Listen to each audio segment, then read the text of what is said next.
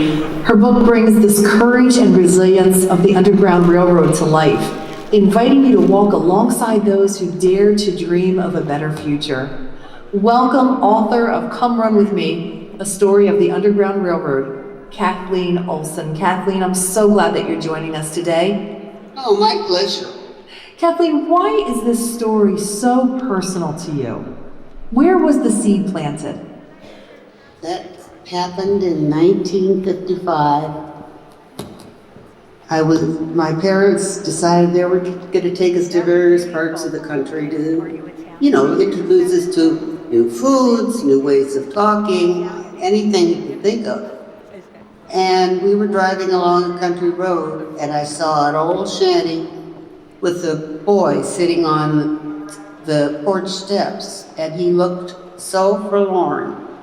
I didn't really see his face, he didn't see ours.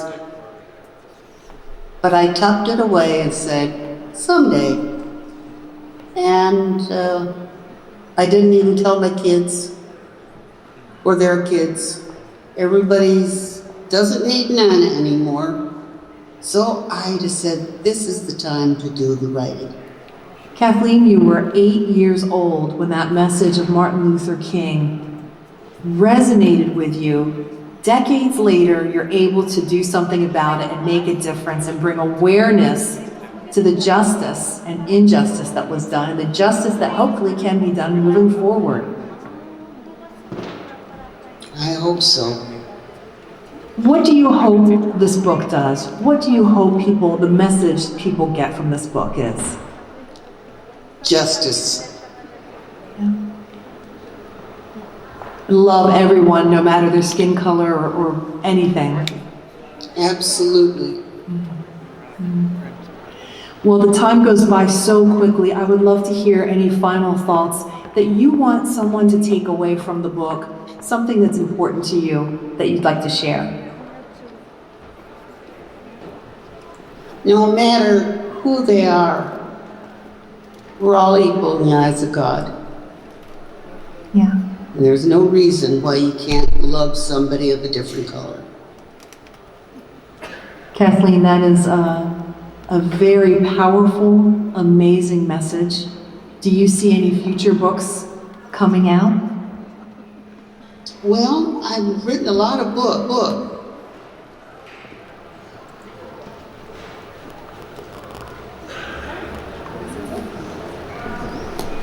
Okay, well that's Kathleen, and yeah, we thank you so much. Kathleen Olsen, Come Run With Me, a story of the Underground Railroad. And I am going to just ask for...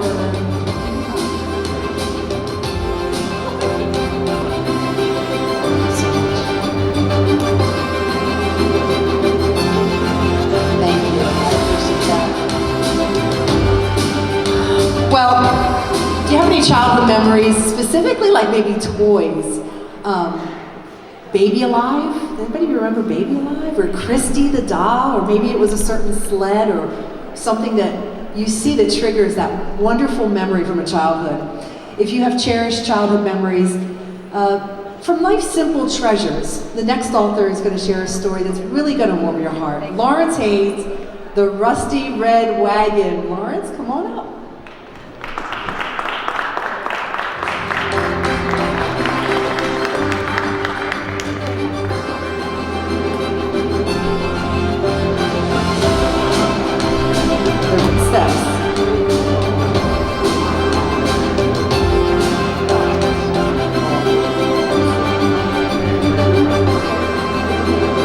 Those are big steps. Okay. Laurence, we're so glad that you're here. The Rusty Red Wagon. Let's get you a microphone. Thank you. Thank you so much. Yeah, thank you for Thanks, being here. everyone. Man, we think about childhood memories, and just the book title alone, The Rusty Red Wagon, I mean, conjures thoughts of childhood memories that, whether they're ours or maybe we were pulling our own children in it, what inspired that? What is your Rusty Red Wagon? Well, actually, this is the 10th children's book that I've written and illustrated. And actually it came from the desire to, even though my daughters are all grown now, and I had the idea to do this as long ago as 30 years ago, it took me until about 8 years ago to finally decide to make this dream come true. I've always loved drawing. Writing is something that I just learned in school. And then about 8 years ago, I started drawing again. And the idea finally came to me that I can do this. I can write these stories that I want to hopefully provide young people, children with faith-filled, positive stories that they can relate to.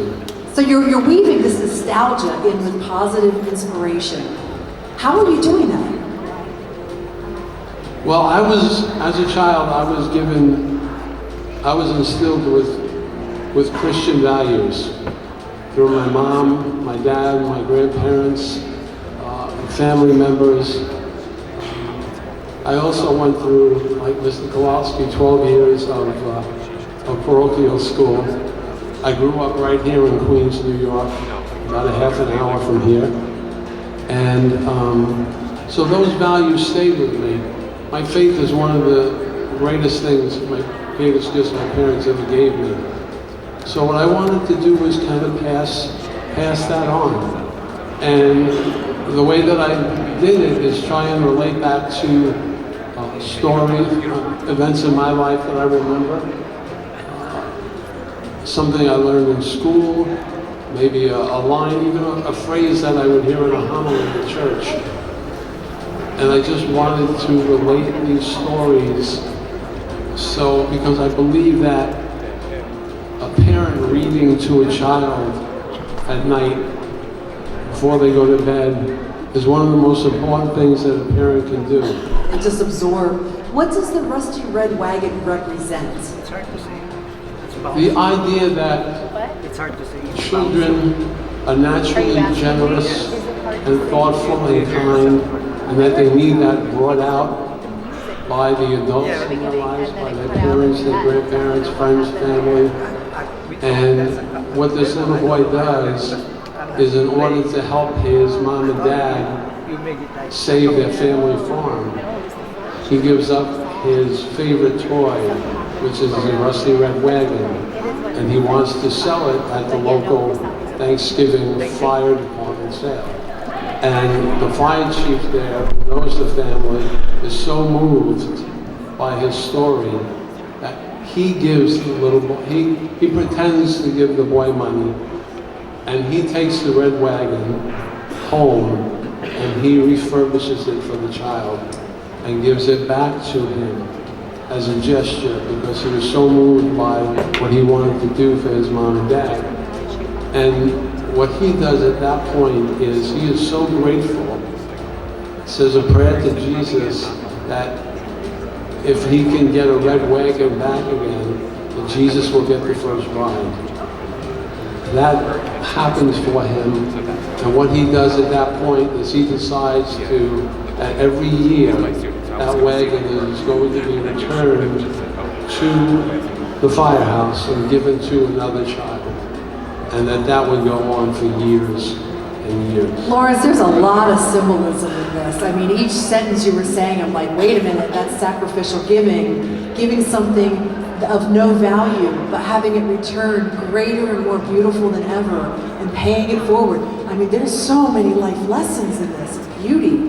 Yeah, that's what I try to relate, and I try to do that in all my other books. They're all stories similar, and they're stories that I've remembered in my life growing up. And I just believe that children nowadays are so inundated with the internet and reality TV programs, and parents sometimes spend less and less time with them. And I believe that reading to a child can really, really change that. And also I find that with the stories that I try to tell, that maybe the person reading the book to them can also have that faith or that spirit rekindled in them as adults. These books work on multiple levels. Thank you, Laurence, so much. Thank you for being here. The Rusty Red Wagon and many other books. We'd love for you to check them out. And if I could get two gentlemen to maybe help my author here.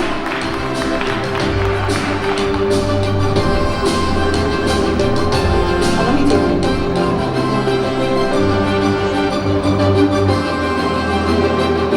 Thank you. Well, the final author for today, Kenneth Gray. Probably had the most time to spend with Kenneth on the way here today. Kenneth, come on up. This guy. Kenneth! Kenneth in the house.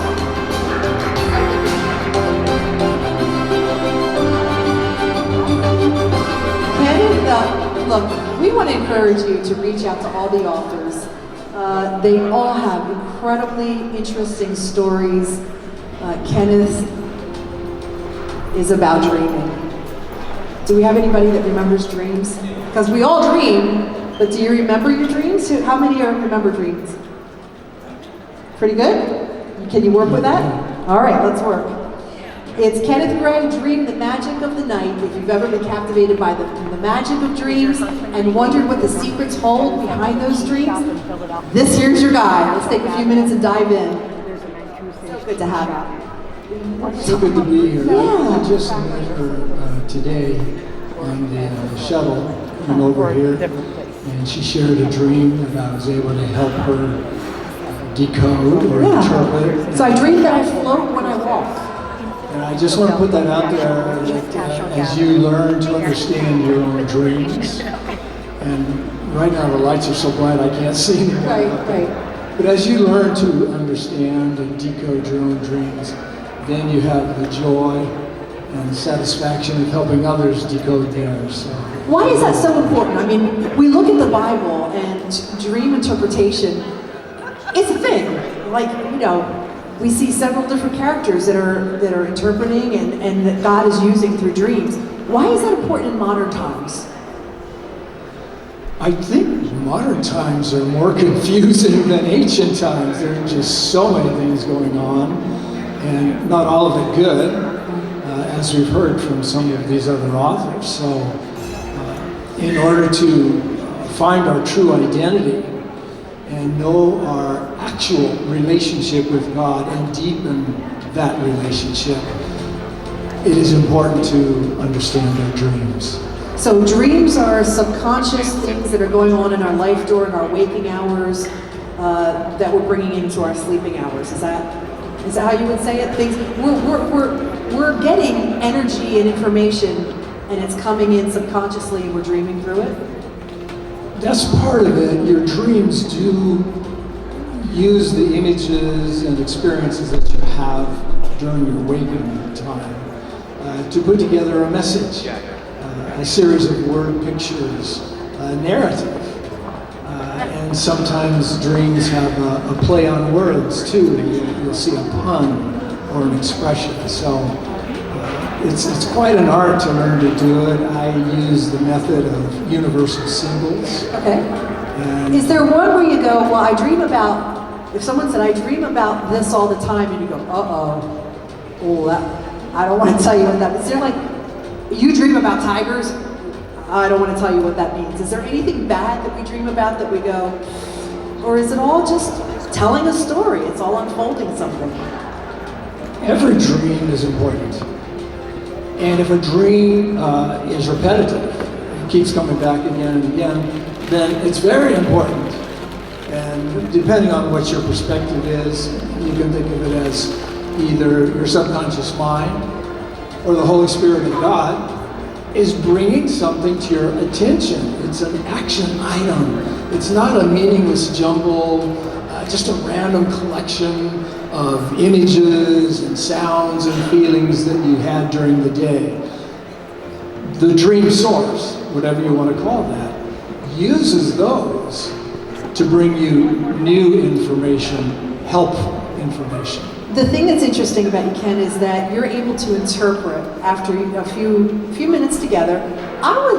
This is kind of spontaneous, but is there someone that has a dream that has been on They will be jetting off, I believe, or will be riding the limousine, right, to go to Times Square. So it's going to be a great adventure for all of you. But we'll be having a bit of an intermission first, and of course a few more surprises. And today we've just seen passion, right, from our authors. But in just a short while, of course, we are in New York Fashion Week, right? So we can't have New York Fashion Week without fashion, right? And so we have splendid designers, and of course we have a runway collection, so please do stick around. We still have a lot of refreshments for everybody, and we have another intermission number. So if you guys want to dash to the ladies' room or the men's room, now's your chance to do so. And also we will be witnessing another spectacular performance, by the wonderful and amazing Miss Shannon Grant. Let's give her a big hand.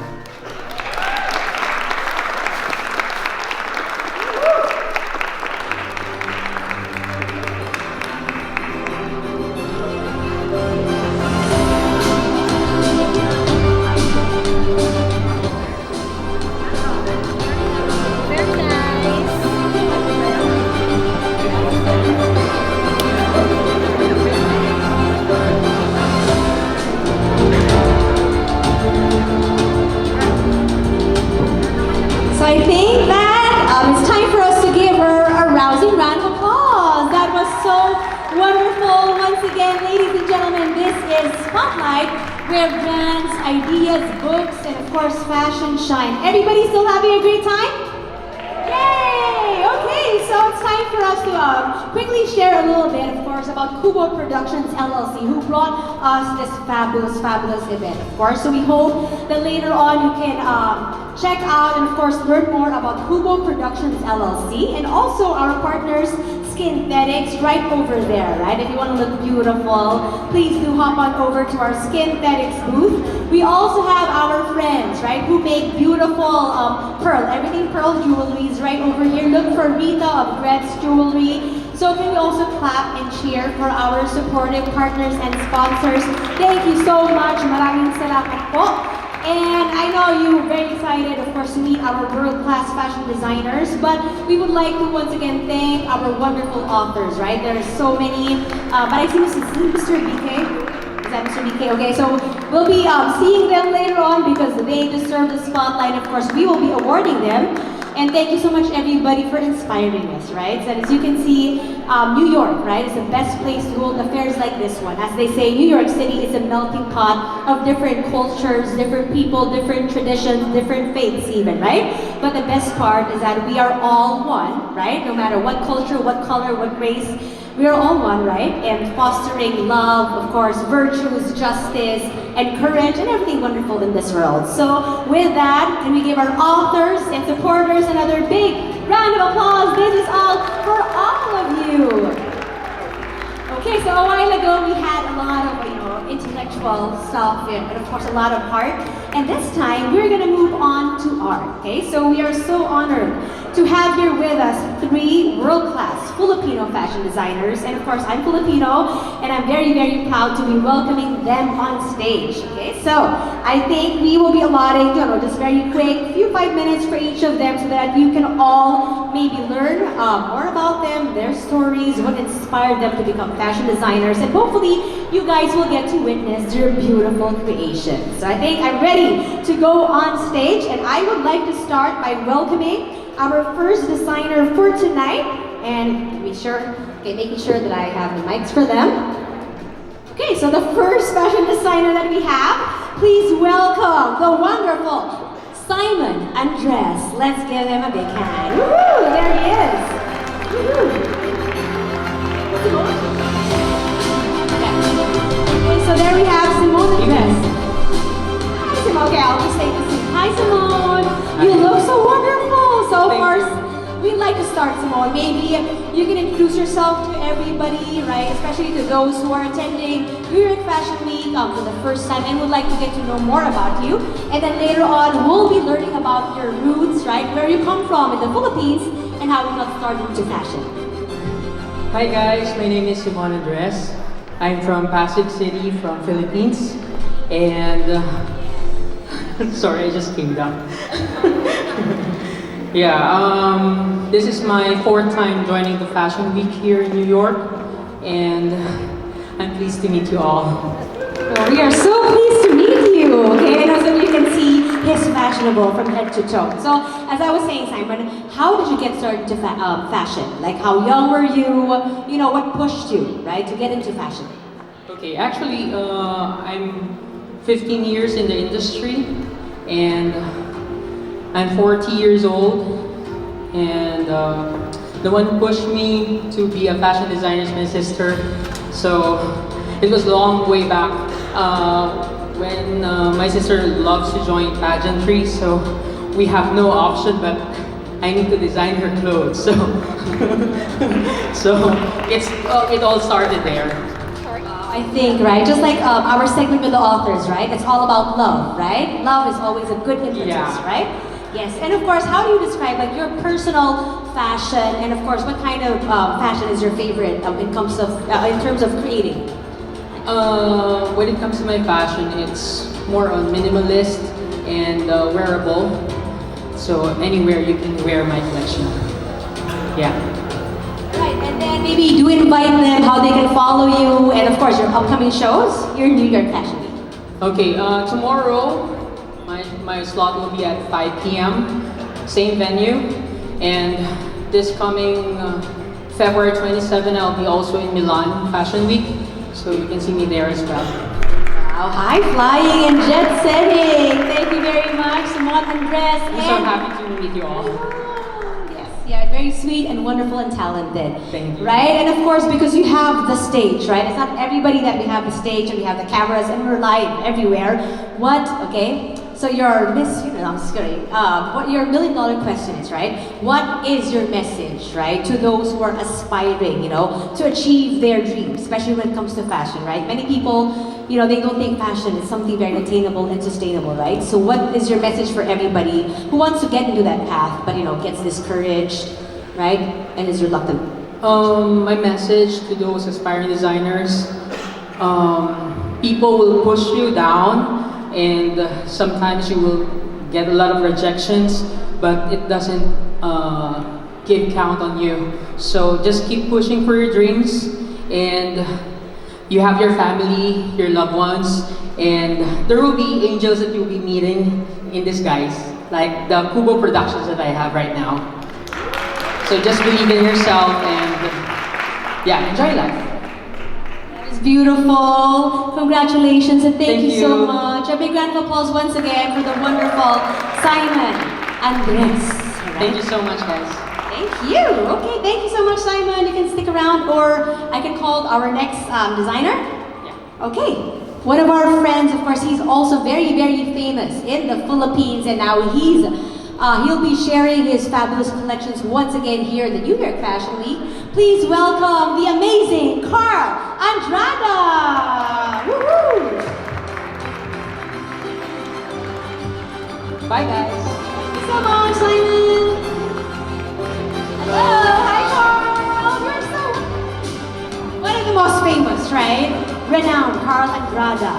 Okay, of course, everybody knows you, but of course, for those, of course, who haven't yet, right, gotten to know you, maybe you can, share a little bit about yourself.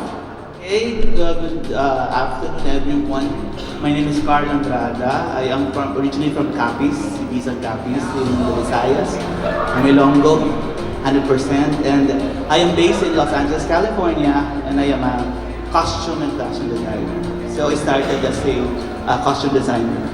So we want to undress, right? Unravel, right? Different tiers of fashion, right? Because when you think of fashion, people just think it's, dresses, clothes, whatever, right? But for you, what is your personal take? How do you define fashion, right? Especially since you said something very specific, right? It can be RDW, it can be couture, it can be costume, right? Something very specific. So for you personally, what is your definition of fashion? I think fashion is something that it's something that is inside you. I actually believe that this is something that it's a little more fantasy for me. I think it's an expression of what I have inside that people doesn't expect you to do. I think maybe because that's my aesthetic. Really, as a fashion designer, I'm more of costume and a little more.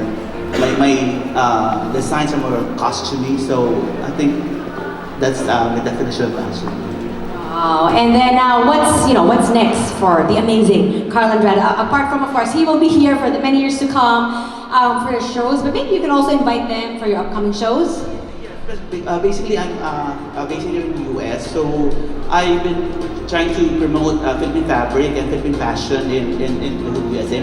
My goal really is to have a show in all 51 states of the USA, which is right now I think I got only 10 so far. But promoting Philippine fabric, Philippine costume, and Philippine fashion. Because I just wanted to have it in mainstream fashion, really, because we have a lot of art. We have our hand-woven art is way back, pre-Spanish, pre-colonial. So I just really wanted people to know that. And plus, I do promote eco-friendly materials, and I am advocate of upcycled pieces. I think it's very important to stress that, right? Sustainability, right? So maybe we can quickly talk a little bit about it. How hard or how easy is it? Some people will, it's a new well, not really new, but it's something that people don't necessarily embrace. You get stuck with the things that you want to do. And let's say, we have an American person who's maybe never been to the Philippines, right? My question is, how do you overcome these challenges as a fashion designer, especially because you're Filipino, right? You come from the Philippines. How are we able to portray our fashion in such a way that it becomes palatable, right, to people outside of just the Filipino community? I think we have to be true to our aesthetics. I believe that whatever it is, we offer it really what it is. So the traditions, because people would, a lot of people, especially Americans, really love culture, they really like tradition. So in a way, I don't want to really go into like more of a very modernized it or something, but you know, true to its aesthetics, true to its tradition, we offer the people, this is our culture, this is our like Maria Clara, this is our Philippine techno. So it is, and I just really wanted people of not only Filipinos who wear this Filipiniana in the future, you know, in red carpet in Hollywood, in the Oscars, or in the Grammys. So yeah. That's amazing. And finally, right, as a Filipino fashion icon, right, many people want to follow the footsteps of Carl Andrada, right? But same question as Simon, how do you, what's your message actually for people who aspire to follow in your footsteps, people from the Philippines, right, people from other countries, right, who basically can't get a visa to the US, you know, I mean like, you know, if it's dreams, right, anything in your path will open up, but what's your words of inspiration for everybody who want to seize it, you know, who want to take on their dreams of fashion? I think I started as a designer when I was 40 years old. So it's good that I started here in the US because the US still, you know, a lot of opportunity. If I started in the Philippines at 40, I don't think people will, you know, appreciate me because age is really important, like in the Philippines. You know, let's be honest. But basically, I think what I would like to talk or advise to aspiring designers is just believe in yourself, and just if only one person that believes in your talent, I think you have to go on and, you know, reach for your goal as a designer. It's only one person, no matter what. I don't care about other people, but only one person who believes in you, I think it's your ambition, your goals is essential. Yes, and my last question, how can you start at 40 when you only look like you're 35? Right? I just be happy, and this is the best job. Anong job is fashion. And when I started as a fashion designer, I think I really enjoyed designing. I just really, this is like 24/7. I would love to design.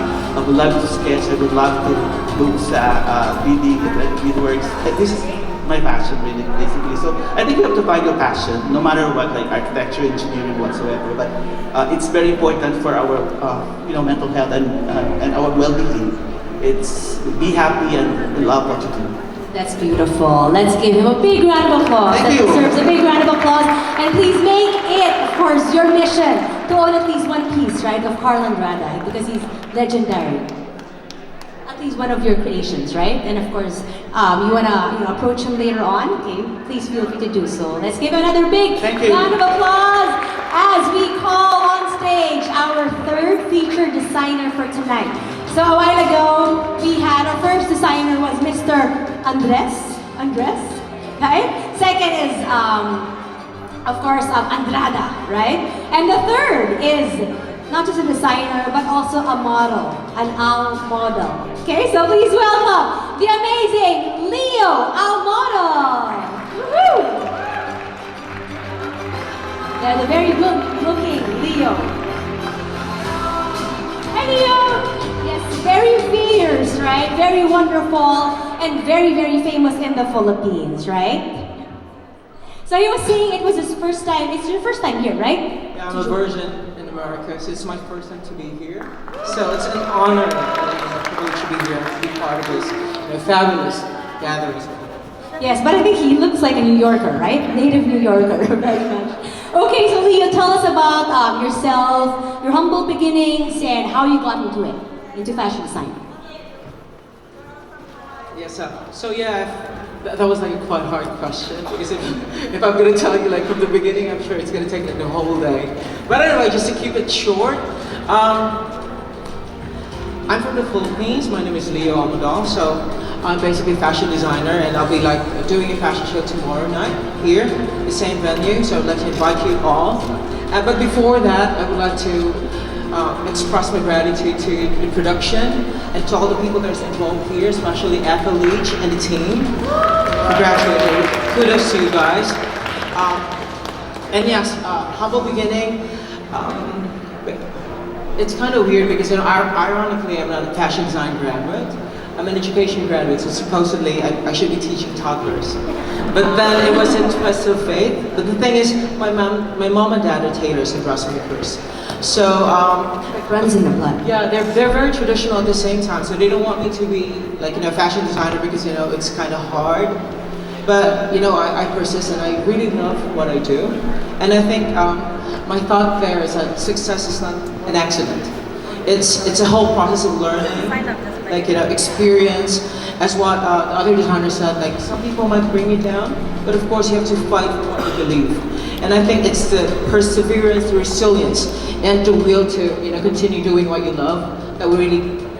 I know I'm not saying that I'm totally successful now. I'd say that I'm halfway there, but I do hope that I could be a torch or something that would guide young designers. That it takes time. It takes time. It takes hard work. Wow, so I like that imagery of the torch, right? So if you follow him on his social media, he caters, right, to the biggest and brightest stars in the Philippines and hopefully to the rest of the world, starting here in the United States of America. So since you mentioned torch, right, the imagery that came to mind was inspiration, a tongue of fire. So I would like to ask, what inspires Leo Almodal? How do you get, inspiration for your beautiful, beautiful creations? I'm telling you, do follow him on Instagram and Facebook, and you'll see that it's not, I'm not hyping him. He really does make, beautiful creations. So how do you, start working on your fashion pieces? Where do you get it? The inspiration, for me, inspiration comes from everywhere. I could take a small flower and I could create 100 designs out of it. Yeah, so I could expand the whole idea and make it something more broad and something people can relate to it. So for me right now, the full collection that I'll be showcasing tomorrow, it's actually the inspiration is rubies and diamonds. So all the collection is showcased there. I'm using crystal colors and diamond colors and shades of rubies. And these are inspired from the royal crowns, the European royalty, the monarchy. So the patterns, it's Baroque Rococo, and it's very rich and crystallized. So hopefully you could go there and see what I'm doing. Yes, we hope that everybody watches him, please, right? It's worth your time, everybody, right? Be a very, very amazing Leo Almodal, and of course, message how they can follow you, how they can maybe learn more about your creations, apart from coming tomorrow, of course. Thank you so much, Mary, for this opportunity. So yeah, please follow me on Instagram. It's at Leo Almodal. So you can just, I have a full collection there. So thank you so much again. Thank you very much, Mary. I'm quite nervous, sorry. Okay, so we've had Simon, Carl, and Leo. Can you once again give our three amazing designers a big round of applause? And of course, we hope to see you all tomorrow, please. If you guys want to just see, and not just glorious creations, but also a taste of Filipino culture, you have to be there tomorrow, okay? So we hope to see your your beautiful faces tomorrow. Okay, so we've had our three designers, and now we have two fashion enthusiasts. And so I think I'm ready to call them on stage. Please give a big warm welcome to our first, fashion enthusiast and influencer, very queenly and regal. Please welcome Queen Ryoko Gaga. There she is. Look at that. I have endless questions for her, but I only have 5 minutes, okay? Hi, Queen. Oops, sorry. Do you have a Queen? Bow to the Queen, looking very fabulous. Hi, Queen. How are you feeling? Fantastic. Oh, you can take your seat. Look at that. Okay, so very quick question. So they're asking, okay? You speak Japanese, right? Only Japanese. Oh, only Japanese and English, right? Yes, I'm speaking English now. That's amazing. So do tell us about your look and why you came up with this look for today. I love fashion. And fashion is everything for me, and also makeup as well. If I don't have a makeup, I feel I am naked on the street. So I always put on the makeup and dress up what I want to. And this is kind of the, against the government and make me happy and make the people happy. And I need attention from the other people. If they don't look at me, I want to say, why you don't look at me? Okay? When people look at me, I say, why you look at me? And I love this kind of things, surprise and happy moment every time. And I want to wear Leo's dress tomorrow night and walk on the runway. I love Leo's dress. I bought 3 already. And he made a lot of benefit from me. Thank you so much, Leo. I love your dress. All right, and I can tell that, Leo's dresses are world-class in price. So great job, and you got 3. 3. Right? And so, Queen, I'd like to ask, how many hours? 10! Oh my God! 10! Oh my gosh. Oh my God, I didn't know that. 10. Oh, we got 10. Next question, can we be best friends? I'm kidding. I guess somebody, being able to afford designer, outfits and a lot of things, right? It's somebody that you want to be on your side, right? And so now many of our friends would like to know, Queen, how many hours does it take for you, to get ready, makeup, accessories, and of course, fashion and all? Okay, and my makeup 43 minutes. And 3 minutes. 43 minutes. And dress up, maybe 10 minutes. And hair, 5 minutes. So let's start, I think, 1 hour. And I go to gym and do yoga, 2 hours. And I sweat, but I never take a shower over there because I don't want to show my naked body. And come back to my office, work, maybe 2-3 minutes. And go home and try to, make myself beautiful. What is next? How to do makeup. I learned through the Instagram. And here I am. I hope Leo loves me. Right, and then in terms of mood, what is your usual mood, right? How do you, get inspired? Which ones, how do you, get to choosing whatever stuff you want? Is it based on your mood, based on the occasion? I mean, what are your tips also for those who can't accessorize and can't dress up and accessorize as fast as you do? Yes, I understand what you're saying, and I never wear same dress. And my dress, maybe once a year, this dress is once a year. So next dress is once a year. So I never repeat wearing the same dress in a year. I have 200 pair of shoes. And my clothes, my house is full of my clothes. Even I have 3 children, they left already my house and I occupy their room. Put all my clothes over there. And so, I love uniqueness and I love happiness. I feel better every day. Whatever people say you're crazy. I heard one of them say that I am crazy. But I don't care. I love craziness. And now, we'll be welcoming Shima Shyna. Let's call our next fashion influencer, an enthusiast here on stage.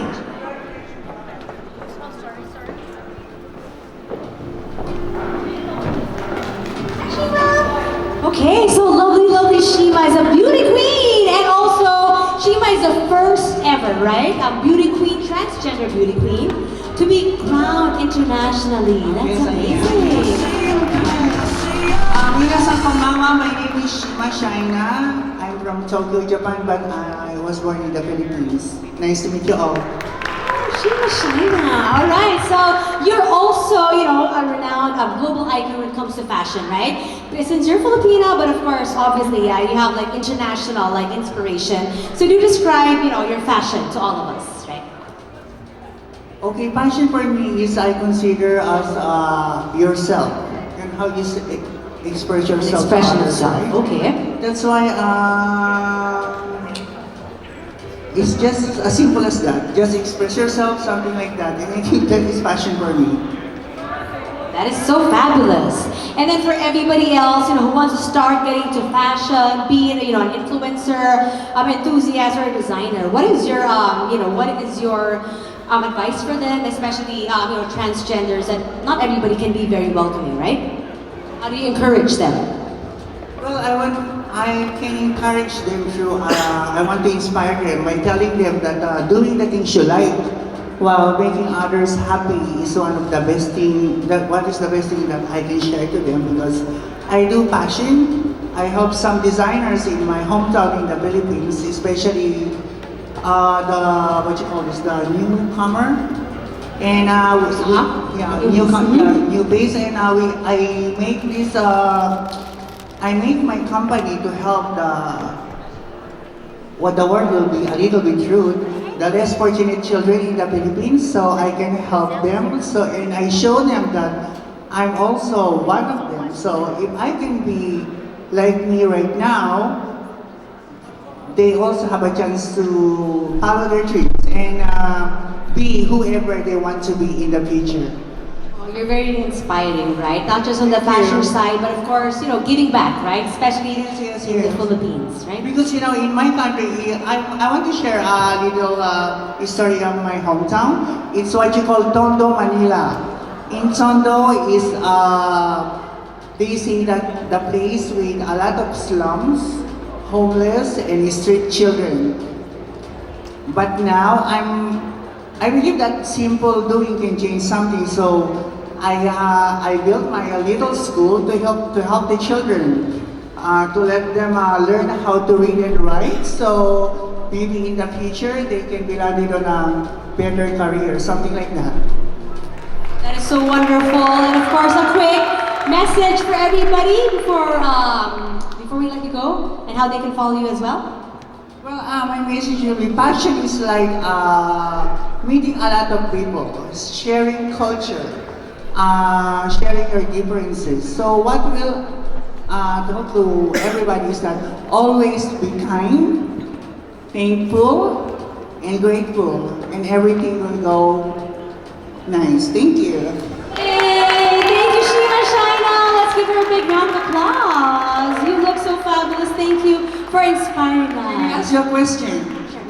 Why are you so beautiful? Oh, because I use Skinthetics right over there. And I would like to thank you for inviting us here, and also everyone. Thank you very much. And of course, that's really true, right? My bag has my micellar water there from Skinthetics.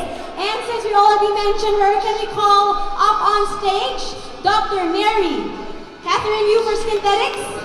And then we'll be awarding our authors, and then we'll be having our much-awaited runway show. Hi, Dr. Mary! Everyone will be beautiful, right? Woohoo! Thank you.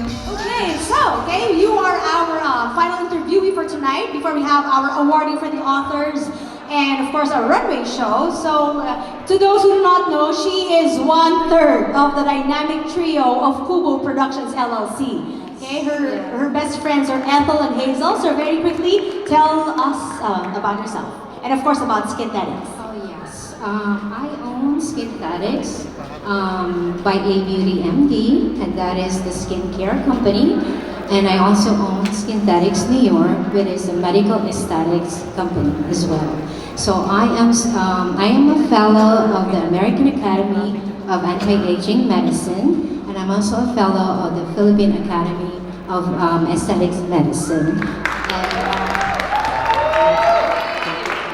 And I'm also certified with formulations. That is why I got the Skinthetics A Beauty MD. So, thank you. So Skinthetics is really not about me. It's about the people I serve, the people I make them feel good about themselves, and they can say for themselves as well. And I welcome you all who are here. I also invited here. So, in regard to this spotlight is really not about me. It is for these people that I serve. That is beautiful, and I can by a beauty MD. Wow, it's getting ready to serve out, dish out bags for everybody. Yeah, and for many of our VIP guests today, can we clap once again for Skinthetics by a beauty MD? There they are. And I think because we have our Kubo Productions team here, we have Miss Ethel, we have Hazel, and of course we have Dr. Mary, and we will be giving our awards for authors. Other awards, yes? No. Okay. Okay, I call on Miss Norelli Silveria. Please come here on stage. Okay, so now we'll be doing our awards. Please come up on stage and of course claim your award.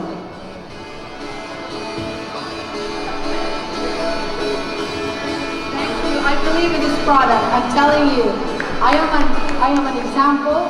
It's been 3 years that she has been taking care of me, and you won't believe how old I am. But nevertheless, that's exactly the truth. Thank you.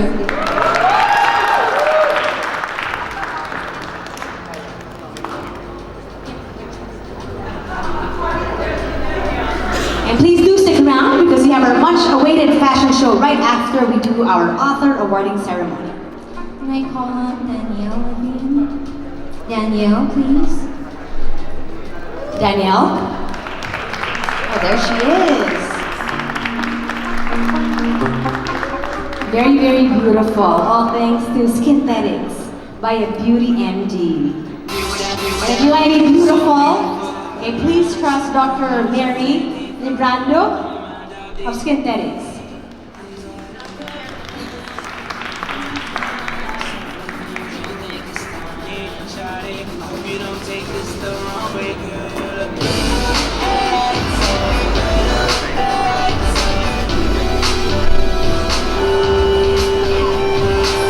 So as promised, right after this, we'll be having our authors, and then of course, please do stick around because we have our runway show.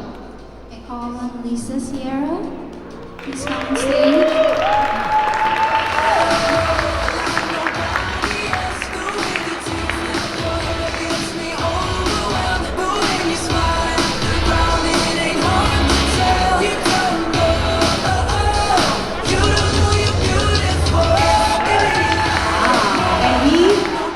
Seen a lot of beautiful things today, guys.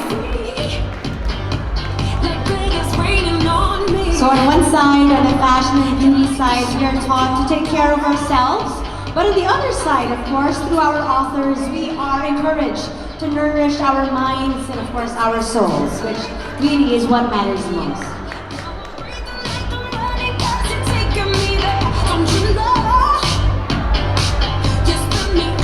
It was fun to do, of course, one way of nourishing our minds is through books.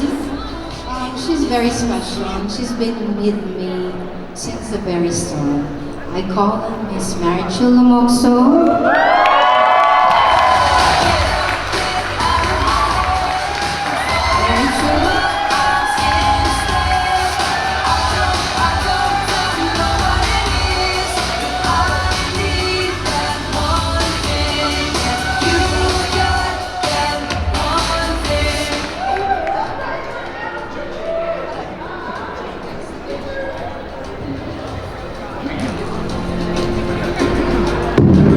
Miss Maribeth on.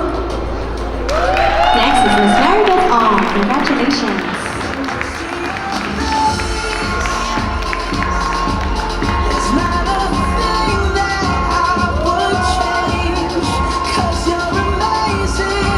And also, once again, please do return tomorrow because we will be unveiling a lot of beautiful collections by some of our designers. And we've had 3 of them. So we've had Andrada, we have Almodal, and we had Simoun and Rest. So please return tomorrow. Thank you very much for joining us here on the Spotlight. And a few more awards, and then we will be giving out our awards for our distinguished authors. Jeffrey Dimahapi.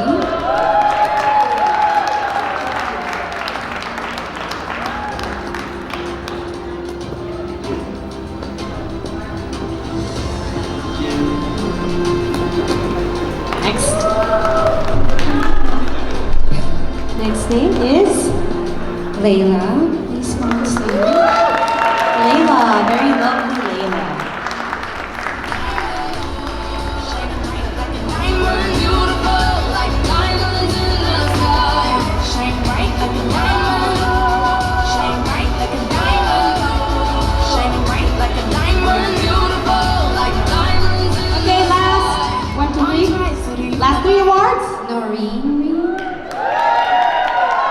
And for our awarding, maybe for the authors, Dr. Mary will be joined by her partners from Kubo. And maybe we can have Miss Suzanne back again when we do the awarding for the authors.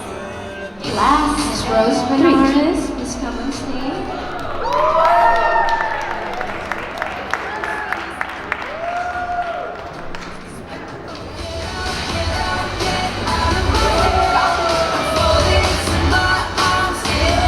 and again, Skinthetics will be opening here in New York City and in the Philippines.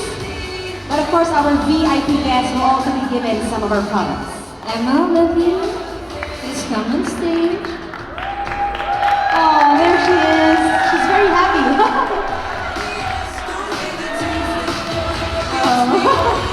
Start them young, I guess.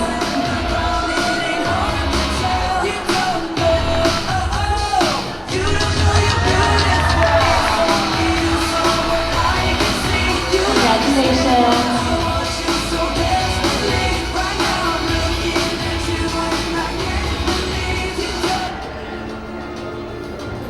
Okay, so Dr. Mary, maybe you can stick around and then we can have Miss Hazel, Miss Ethel, and Miss Suzanne Lin again as we now call on stage our distinguished authors. It's now time to award our authors. Miss Ethel? Okay, so I'll just call them one. Okay. And we once again welcome them on stage and let's give them a big round of applause.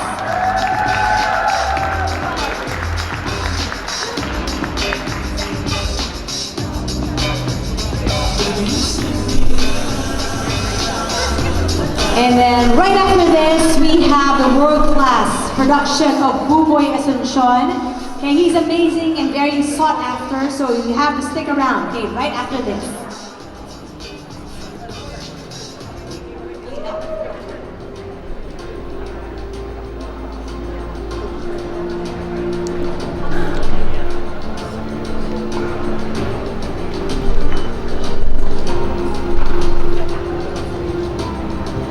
We are so excited to be able to award the special authors who pour their heart and their soul. They open up their mind, they share their life experiences through their books, and it's time to give them awards for that. Please bring to the stage James Mayworm. James, Author of the Year.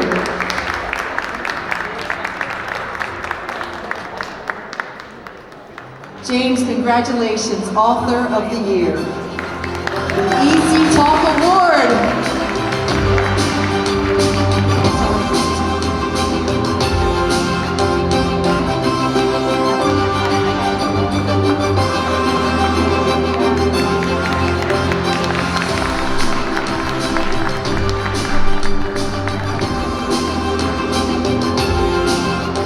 Author of the Year, Constantine Nightingale. Nightingale, please come to the stage. Constantine.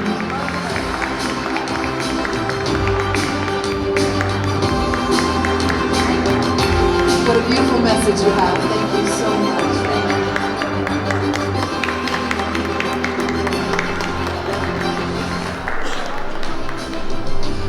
you. Author of the Year, Robert Kowalski. Robert, come on up.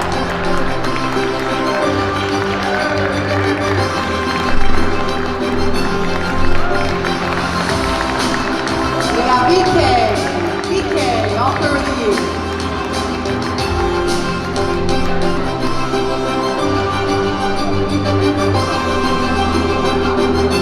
Congratulations, well deserved.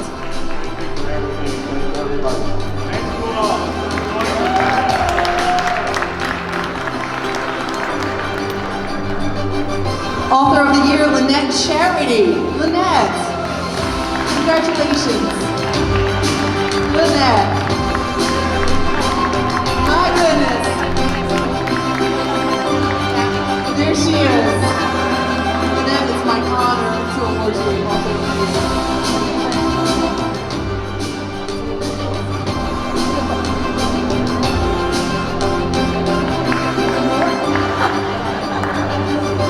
There's not enough Lynette to go around. All right. Kenneth Gray. Congratulations on Author of the Year. Kenneth.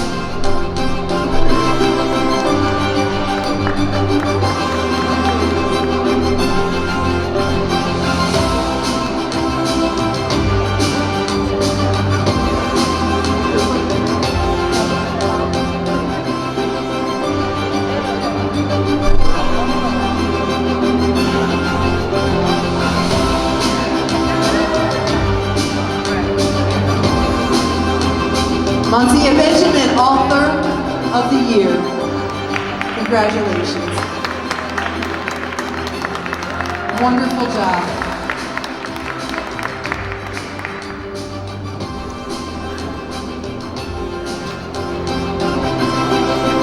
Congratulations. Well deserved. Let's do it. We'll do it.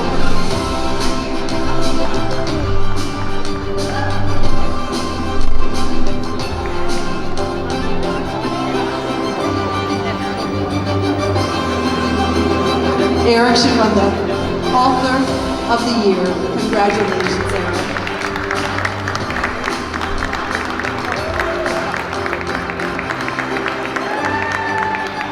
Well deserved, my friend. Congratulations.